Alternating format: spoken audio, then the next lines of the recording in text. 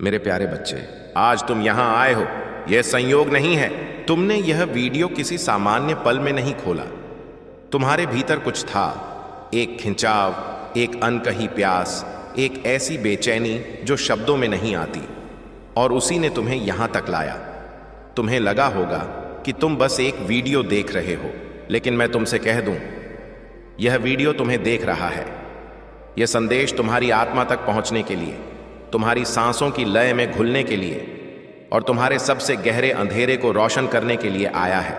जानते हो, जब कोई बच्चा मां से बिछड़ जाता है किसी भीड़ में, तो वह रोता नहीं तुरंत।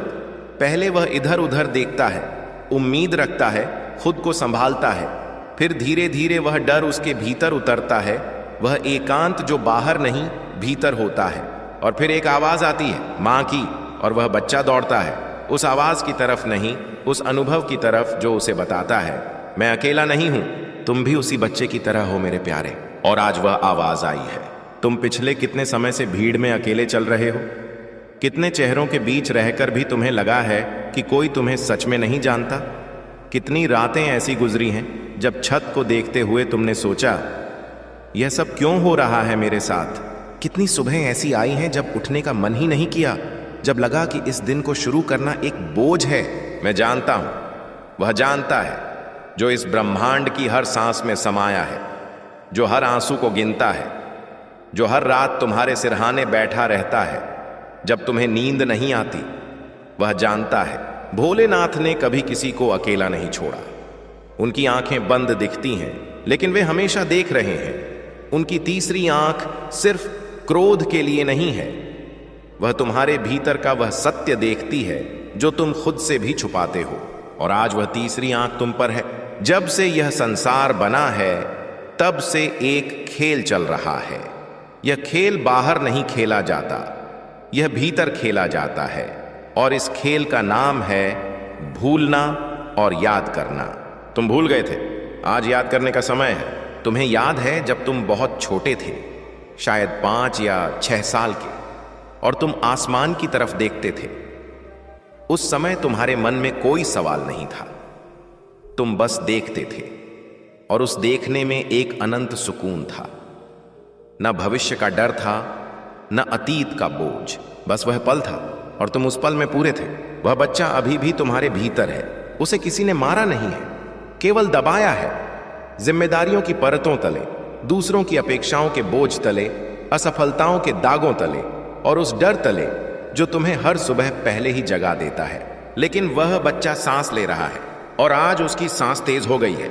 मैं तुम्हें एक बात बताना चाहता हूं जो शायद किसी ने तुमसे नहीं कही, जो शायद तुमने कभी सुनी नहीं।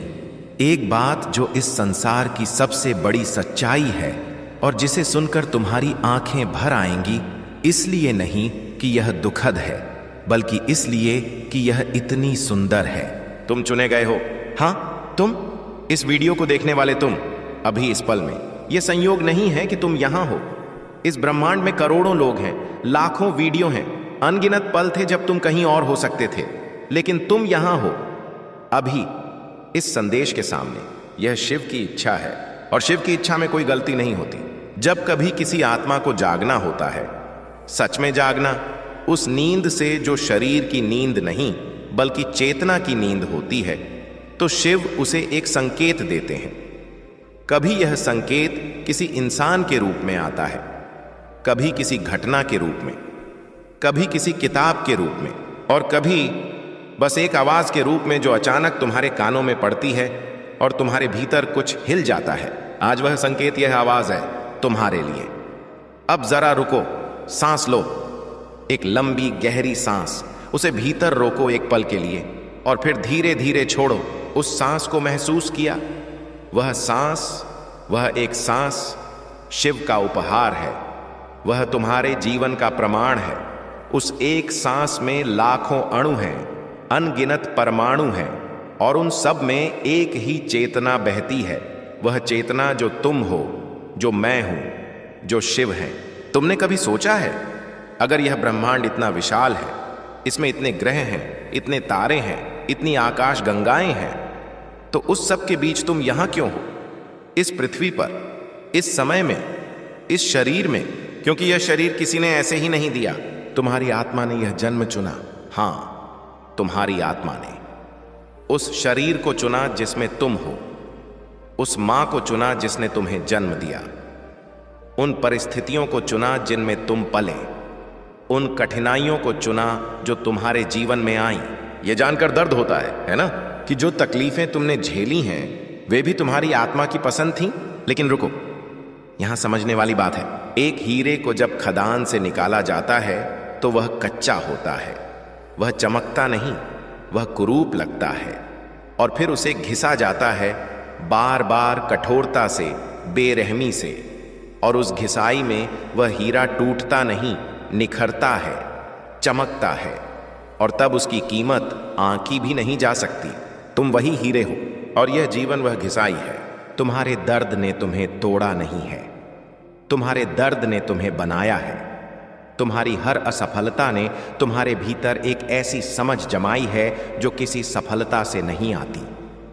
तुम्हारी हर अस्वीकृति ने तुम्हें उस दिशा की ओर मोड़ा है जहां तुम्हें जाना था। भोलेनाथ की योजना में कोई गलती नहीं होती। वे महाकाल हैं, समय से परे। वे देख सकते हैं वह सब जो तुम नहीं देख सकते। वे जानते हैं कि तुम्हारे जीवन की वह रेखा जो अभी टेढ़ी लगती है वह आगे जाकर एक ऐसा सुंदर चित्र बनाएगी जिसे देखकर तुम स्वयं अचंभित रह जाओगे। लेकिन इसके लिए एक शर्त है, एक ही शर्त, और वह शर्त है भरोसा। न आंखों का भरोसा जो देखकर मानती है, न बुद्धि का भरोसा जो तर्क से स्वीकारती है, बल्कि उस हृदय का भरोसा जो बिना किसी प्रमाण के, बिना किसी गारंटी के, बिना किसी दिखावे के, केवल अनुभव से जानता है कि वह है, वह था, वह रहेगा। मेरे प्यारे बच्चे, आज मैं तुमसे एक कहानी सुनाना चाहता हूं। यह किसी पुराण की कहानी नहीं है, यह किसी राजा रानी की कहानी नहीं है, यह तुम्हारी कहानी है। वह कहानी जो तुम्हारे भीतर हो रही है अभी इस पल में भी। एक बार एक नदी थी। वह नदी बड़ी प्यारी थी, निर्मल, स्वच्छ, कल कल बहती, पहाड़ों से आती थी और मैदानों में फैलती थी। उसके किनारे पर लोग आते थे, पानी पीते थे, थकान मिटाते थे। उस नदी की कोई इच्छा नहीं थी, वह बस बहती थी। एक दिन उस नदी के रास्ते में एक बड़ी चट्टान आ गई। नदी रुकी नहीं, उसने चट्टान को हटाने की कोशिश नहीं की, उसने शिकायत नहीं की, उसने बस अपना रास्ता बदल लिया। और उस मोड़ पर जहां नदी चट्टान से मुड़ी वहां एक नया मैदान बना, एक ऐसा मैदान जो पहले सूखा था, और नदी के उस नए रास्ते से उस मैदान में जीवन आया। हरियाली आई, फूल खिले, पशु पक्षी आए। अगर वह चट्टान न होती, वह मोड़ न होता, तो वह मैदान सूखा ही रहता। तुम्हारी जिंदगी की वह चट्टानें, वह रुकावटें जो तुम्हें लगती थीं कि भगवान ने क्यों डाली, वे सब उस नई हरियाली के लिए थीं जो तुम अभी तक देख नहीं सके। वह हरियाली आने वाली है, और शायद वह पहले से आ चुकी है और तुमने नोटिस नहीं किया। जरा सोचो, तुम्हारे जीवन में वह कौन सा पल था जो उस वक्त बहुत दर्दनाक था, लेकिन बाद में तुमने जाना कि वह एक वरदान था। वह नौकरी जो नहीं मिली, जिसके बाद तुमने कुछ ऐसा किया जो तुम्हारी असली पहचान बनी। वह रिश्ता जो टूटा, जिसके बाद तुम खुद से मिले। वह बीमारी जो आई, जिसने तुम्हें जिंदगी की असली कीमत सिखाई। शिव हर बार इसी तरह काम करते हैं। वे लेते हैं ताकि दे सकें, वे तोड़ते हैं ताकि बना सकें, वे दूर करते हैं ताकि जो असल में तुम्हारा है वह पास आ सके। महाकाल का यह स्वभाव है, और जो इसे समझ जाता है वह भय से परे हो जाता है। वह परिस्थितियों का दास नहीं रहता, वह हर पल में शांत रहता है, तूफान में भी, अंधेरे में भी, अकेलेपन में भी, क्योंकि वह जानता है महादेव मेरे साथ हैं। और मेरे प्यारे, यह जानना केवल बौद्धिक नहीं है, यह केवल यह सोचना नहीं है कि हां भगवान है। यह उससे गहरा है, यह एक अनुभव है। जैसे कभी रात को बाहर निकले हों और आसमान में असंख्य तारे देखे हों। उस पल में क्या हुआ था तुम्हारे भीतर? एक पल के लिए तुम्हारी सारी समस्याएं, सारी चिंताएं, सारे विचार सब थम गए थे, है ना? उस थमने का नाम ही शिव है। वह विस्मय, वह अचानक आया सन्नाटा, वह तुम्हारी आत्मा की प्रतिक्रिया थी जब उसने अपने स्रोत को पहचाना। तुम शिव से अलग नहीं हो। यह सुनकर शायद तुम्हें अजीब लगे, शायद तुम सोचो मैं तो बहुत छोटा हूं, बहुत साधारण, बहुत कमजोर, लेकिन यही माया है। माया तुम्हें यही विश्वास दिलाती है कि तुम अलग हो, छोटे हो, कमजोर हो, और इसी विश्वास में तुम जीवन भर भटकते रहते हो, दूसरों की स्वीकृति खोजते, दूसरों की नजरों में खुद को देखते, दूसरों के मापदंडों पर खुद को परखते। लेकिन जिस दिन तुम यह जान लेते हो, सच में जान लेते हो, केवल पढ़ते नहीं, कि तुम स्वयं उस अनंत चेतना के एक अंश हो, उस दिन सब बदल जाता है। वह दिन आज हो सकता है। मेरे प्यारे बच्चे, मैं तुमसे पूछना चाहता हूं, और यह सवाल ध्यान से सुनो। अभी इस पल तुम्हारे जीवन में सबसे बड़ा भार क्या है? वह कौन सी बात है जो तुम्हें रोज सुबह उठते ही याद आती है और एक भारीपन ले आती है? वह कौन सा डर है जो तुम्हारे भीतर इतने गहरे छुपा है कि तुम उसे नाम भी नहीं देना चाहते? वह कौन सा दर्द है जिसे तुमने सबसे छुपाया है, यहां तक कि खुद से भी? उसे अभी ले आओ, उसे अपने मन में जीवित करो। डरो मत, क्योंकि मैं तुम्हें बताना चाहता हूं, वह जो भी है, जितना भी बड़ा है, जितना भी भारी है, वह शिव की नजर में एक पल में समा जाता है, जैसे समुद्र में एक बूंद। तुम्हारा वह दर्द जो तुम्हें लगता है अकेले झेलना है, शिव उसे जानते हैं। उन्होंने उसे महसूस किया है। उन्होंने हलाहल पिया था, वह जहर जो पूरी सृष्टि को नष्ट कर देता। उन्होंने उसे अपने कंठ में धारण किया। क्यों? क्योंकि दर्द से डरना शिव का स्वभाव नहीं है। दर्द को स्वीकार करना, उसे धारण करना, उसे रूपांतरित करना, यह शिव का स्वभाव है। और तुम शिव के बच्चे हो, तो जो दर्द तुम झेल रहे हो वह तुम्हारे लिए बहुत बड़ा है, लेकिन तुम्हारी आत्मा के लिए नहीं। तुम्हारी आत्मा में वह शक्ति है जो उस दर्द को एक दिन ऊर्जा में बदल देगी, और वह ऊर्जा, वह तुम्हारी सबसे बड़ी शक्ति बनेगी। अभी एक कहानी सुनो। एक गांव में एक किसान था, बहुत परिश्रमी, बहुत ईमानदार। उसने अपनी सारी जिंदगी मेहनत की, अपने खेत को सींचा, अपने बच्चों को पढ़ाया, अपने परिवार को संभाला। लेकिन एक साल ऐसा आया, फसल नहीं हुई, पानी नहीं बरसा। जो थोड़ी फसल थी उसमें भी कीड़े लग गए, और ऊपर से साहूकार का कर्जा था। उस रात वह किसान शिव मंदिर गया, रोया, बहुत रोया। कहा, महादेव, मैंने क्या गलत किया? मैं तो ईमानदार था, मेहनती था, फिर यह क्यों? शिव ने जवाब नहीं दिया। किसान घर लौट आया, खाली, टूटा हुआ। लेकिन अगली सुबह उसने एक काम किया। उसने अपने खेत में एक नई नहर खोदी, उस दिशा में जहां से पानी आने की थोड़ी सी भी उम्मीद थी। उसने पड़ोसियों से मदद मांगी, उसने नए बीज उधार लिए, और 3 महीने बाद उस खेत में इतनी फसल हुई जितनी पहले कभी नहीं हुई थी।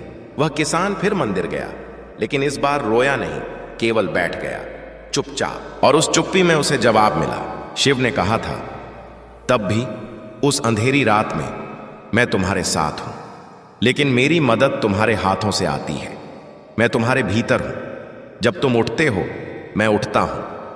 जब तुम मेहनत करते हो, मैं काम करता हूं। मैं तुमसे अलग नहीं हूं। यह समझ जब आती है, तब जीवन बदलता है, तब प्रार्थना का अर्थ बदलता है। प्रार्थना वह नहीं होती जब हम हाथ जोड़कर मांगते हैं। प्रार्थना वह होती है जब हम जानते हैं कि जो मांगा वह पहले से दिया जा चुका है, जो चाहिए वह पहले से भीतर है, और हम केवल उसे खोज रहे हैं। शिव की भक्ति कोई व्यापार नहीं है, कोई सौदा नहीं है कि मैं यह करूंगा तुम वह दो। शिव की भक्ति एक प्रेम है, एक ऐसा प्रेम जो बिना शर्त है। जैसे गंगा बहती है, किसी पात्र को नहीं देखती, किसी योग्यता को नहीं परखती, बस देती जाती है। और जो उस प्रेम में डूब जाता है वह पाता है कि उसे किसी और चीज की जरूरत ही नहीं रहती। मेरे प्यारे बच्चे, अब मैं तुमसे एक और बात कहना चाहता हूं, एक ऐसी बात जो तुम शायद पहली बार सुन रहे हो। तुम जिस चीज से सबसे ज्यादा डरते हो वही तुम्हारा सबसे बड़ा शिक्षक है। सोचो, आज तुम्हारे जीवन में जो सबसे कठिन चीज है वह क्या है?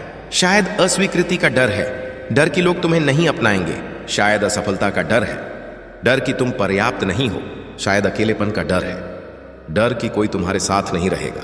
शायद मृत्यु का डर है, डर कि यह सब, यह पल, यह जीवन एक दिन खत्म हो जाएगा। ये सब डर झूठे नहीं हैं, लेकिन ये सब डर अधूरे हैं। अस्वीकृति का डर, इसलिए है क्योंकि तुमने खुद को अभी तक स्वीकार नहीं किया है। जब तुम खुद को स्वीकार कर लोगे पूरी तरह, अपनी कमजोरियों के साथ, अपने टूटेपन के साथ, तब दूसरों की अस्वीकृति एक पंख की तरह लगेगी। असफलता का डर इसलिए है क्योंकि तुमने अपनी कीमत को अपनी उपलब्धियों से जोड़ दिया है। जब तुम जान जाओगे कि तुम्हारी कीमत तुम्हारे होने में है, न तुम्हारे करने में, तब असफलता केवल एक अनुभव रहेगी, तुम्हारी परिभाषा नहीं। अकेलेपन का डर इसलिए है क्योंकि तुम अभी तक खुद से नहीं मिले हो। जब तुम अपने भीतर उस अनंत साथी को पालोगे जो शिव स्वरूप है, जो हमेशा तुम्हारे साथ है, तब अकेलापन एक वरदान बन जाएगा, अभिशाप नहीं। और मृत्यु का डर, यह सबसे गहरा है। लेकिन जो शिव को जानता है वह जानता है कि मृत्यु एक दरवाजा है, एक दीवार नहीं। वह एक परिवर्तन है, एक अंत नहीं। आत्मा न जन्मती है न मरती है, वह केवल रूप बदलती है।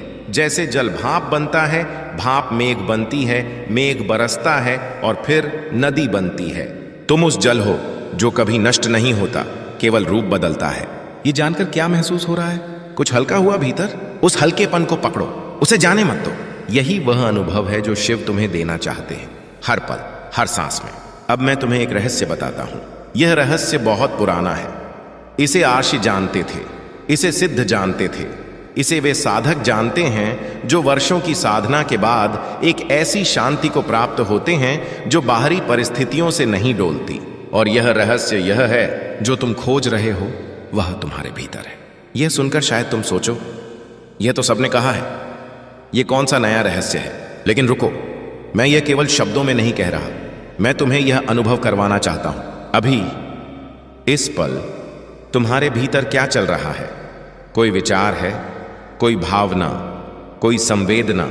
उसे देखो। जो देख रहा है वह कौन है? यह सोचने वाला मन तो नहीं, क्योंकि मन खुद को नहीं देख सकता। वह जो देख रहा है वह साक्षी है, वह चेतना है, वह तुम हो, असली तुम। वह चेतना न जन्म लेती है न मरती है, न थकती है न रोती है, न कभी टूटी है न कभी टूटेगी। वह बस है, शांत, स्थिर, अनंत। शिव उसी का नाम है और वह तुम हो। यह जान लो, इसे भीतर उतर जाने दो। यह ज्ञान केवल बुद्धि का नहीं है, यह हृदय का अनुभव है। और यह अनुभव जिसे एक बार हो जाए वह फिर वापस उस अज्ञान में नहीं जाना चाहता। लेकिन यह अनुभव एक बार में नहीं होता, यह प्रदरप्रत होता है। जैसे प्याज के छिलके उतरते हैं, एक छिलका उतरता है तो लगता है आह, मिल गया। फिर और एक छिलका है, फिर और जब सब छिलके उतर जाते हैं तब कुछ नहीं बचता, न प्याज न छिलके, बस एक शून्य। और उस शून्य में वह सब है जो कभी था, जो है, जो होगा। वही शिव है। मेरे प्यारे बच्चे, क्या तुम जानते हो कि तुम्हारे जीवन में जो सबसे बड़ी रुकावट है वह बाहर नहीं है, वह तुम्हारे भीतर की वह आवाज है जो कहती है तुम काफी नहीं हो। यह आवाज तुम्हें पहचानी होगी। यह हर बार आती है जब तुम कुछ नया करने की कोशिश करते हो। यह हर बार आती है जब तुम किसी बड़े सपने की तरफ कदम उठाते हो। यह हर बार आती है जब तुम किसी रिश्ते में खुद को पूरी तरह देना चाहते हो। तुम काफी नहीं हो, यह आवाज झूठी है। यह उन लोगों की आवाज है जो तुम्हारे जीवन में आए और चले गए। यह उन परिस्थितियों की गूंज है जब तुम्हें बताया गया, शायद बिना शब्दों के, कि तुम कम हो। लेकिन शिव की दृष्टि में तुम कम नहीं हो। शिव ने तुम्हें बनाया है और शिव गलत नहीं बनाते। जब शिव ने इस ब्रह्मांड को बनाया, हर तारा, हर पत्ता, हर आत्मा, उन्होंने एक ऐसी संरचना बनाई जिसमें कुछ भी अनावश्यक नहीं है। हर चीज का एक स्थान है, हर आत्मा का एक उद्देश्य है। तुम्हारा भी, तुम्हारे होने का एक कारण है जो तुम अभी तक पूरी तरह नहीं जान पाए। लेकिन वह कारण है, और वह कारण तुम्हारे भीतर उस छोटे से शांत स्थान में छुपा है, जहां तुम तब जाते हो जब सारे शोर थम जाते हैं। उस स्थान को ढूंढो, उस स्थान में जाओ। वहां तुम्हें तुम्हारा उद्देश्य मिलेगा, वहां तुम्हें शिव मिलेंगे और वहां तुम मिलोगे, असली तुम। अब मैं तुमसे एक और बात कहना चाहता हूं। ये थोड़ी कठिन बात है, लेकिन ये जरूरी है। तुम्हारे जीवन में जो भी गलत हो रहा है उसके लिए किसी और को दोष देना बंद करो। मैं जानता हूं यह सुनना आसान नहीं है। तुम्हारे जीवन में वास्तव में ऐसे लोग रहे होंगे जिन्होंने तुम्हें नुकसान पहुंचाया। वास्तव में ऐसी परिस्थितियां रही होंगी जो तुम्हारी वजह से नहीं थी, और वह दर्द असली है। उसे नकारना नहीं है, लेकिन दोष देना वह दर्द को बनाए रखता है। जब तुम किसी को दोष देते हो तो तुम उस व्यक्ति को अपने जीवन का नियंत्रण दे देते हो। तुम उसे अपनी खुशी का फैसला करने की शक्ति दे देते हो, और वह शक्ति वह केवल तुम्हारी है, केवल तुम्हारी। जब तुम अपनी जिम्मेदारी लेते हो, न दोष जिम्मेदारी, तब तुम शक्तिशाली होते हो। तब तुम कहते हो यह मेरी जिंदगी है, इसे मैं बनाऊंगा। यही शिव का संदेश है। शिव ने कभी किसी पर दोष नहीं लगाया। जब देव दानव समुद्र मंथन कर रहे थे और विष निकला तो शिव ने किसी को नहीं कहा यह तुम्हारी वजह से हुआ। उन्होंने जिम्मेदारी ली। उन्होंने वह पिया जो किसी और की हिम्मत नहीं थी। वह क्षण, नीलकंठ का वह क्षण केवल एक पौराणिक घटना नहीं है, वह एक संदेश है, एक जीवन दर्शन है। जब जीवन का विष आए, जब धोखा मिले, जब दर्द मिले, जब अन्याय हो, तब उस विष को भीतर मत उतरने दो।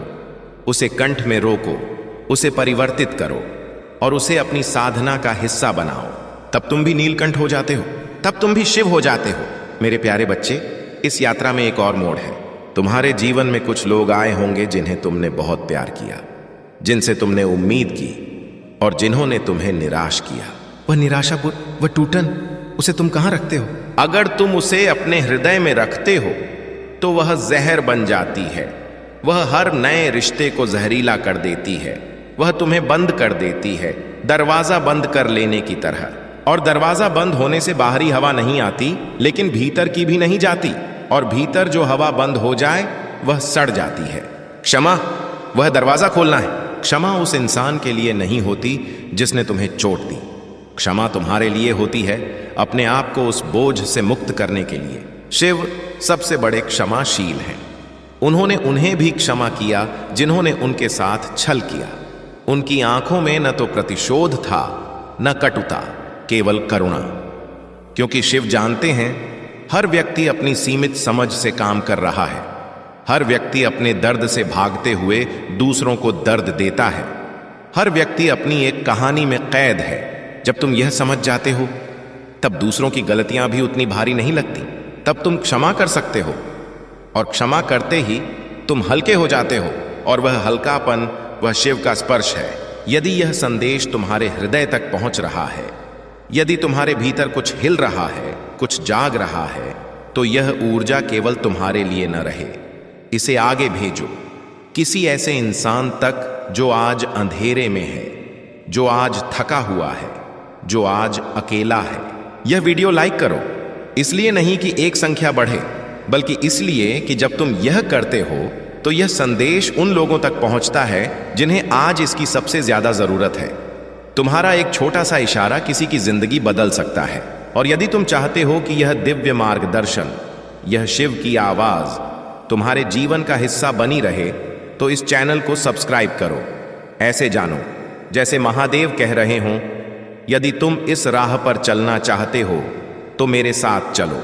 मैं रोज तुम्हारे लिए एक दीपक जलाऊंगा। और नीचे कमेंट में लिखो AUM नमः शिवाय। केवल इतना। यह 3 शब्द नहीं है, यह एक स्वीकृति है। यह तुम्हारा यह कहना है कि मैं तैयार हूं, मैं जागना चाहता हूं। और जब तुम यह लिखते हो तो मान लो उस पल में शिव की दृष्टि तुम पर है। मेरे प्यारे बच्चे, अब आगे बढ़ते हैं। तुमने कभी सोचा है कि प्रेम क्या है? नहीं, वह प्रेम नहीं जो फिल्मों में दिखाया जाता है। वह प्रेम नहीं जो शर्तों पर टिका होता है। वह प्रेम नहीं जो किसी से कुछ पाने की उम्मीद से आता है। मैं बात कर रहा हूं उस प्रेम की जो शिव और पार्वती के बीच था। शिव जो वैराग्य की मूर्ति थे, जो श्मशान में रहते थे, जो इस संसार के सब रूपों से परे थे, और पार्वती जो सौंदर्य, सृजन और कोमलता की मूर्ति थी। यह 2 विपरीत ध्रुव थे, और इन दोनों का मिलन यही इस सृष्टि का सबसे बड़ा रहस्य है। जहां शिव है वहां शांति है, जहां शक्ति है वहां सृजन है। और जब शिव और शक्ति एक हो जाते हैं तब संसार बनता है, तब जीवन होता है। और यही तुम्हारे भीतर भी है। तुम्हारे भीतर शिव भी हैं, वह साक्षी, वह शांत चेतना। और तुम्हारे भीतर शक्ति भी है, वह ऊर्जा, वह जीवन बल, वह इच्छा। जब ये दोनों तुम्हारे भीतर संतुलित होते हैं, जब तुम न केवल करते हो बल्कि साक्षी भी रहते हो, तब तुम्हारा जीवन एक नया आयाम पाता है। तब कर्म बोझ नहीं होता, उपासना होती है। तब रिश्ते बंधन नहीं होते, मुक्ति का मार्ग होते हैं। तब शरीर कारागार नहीं होता, मंदिर होता है। यह अनुभव, यह जीने का यह तरीका, यही शिव की सबसे बड़ी शिक्षा है। और तुम इसके लिए बने हो, तुम इसके योग्य हो, तुम इसे पाने के लिए ही आए हो। एक समय था जब तुम बहुत छोटे थे, शायद 8